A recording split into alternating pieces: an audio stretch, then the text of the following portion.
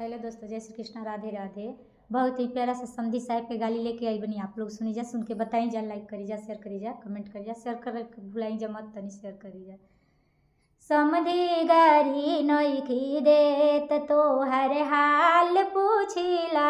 समधी गारी नइखी देत तो हर हाल पूछिला। तो हर हाल पूछिला, समाचार पूछिला।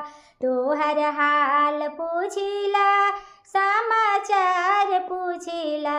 समधी गारी नइखी दे तो हर हाल पूछिला। समधी गारी नइखी देत तो हर हाल पूछिला। तो हर बहिनी जवान मांगे पंडित जी हमा। तो हर बहिनी जवान मांगे पंडित जी हमार। समधी गारी नइखी देत हम तो हाल पूछिला।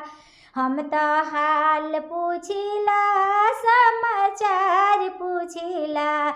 हम तो हाल पूछिला, समाचार पूछिला।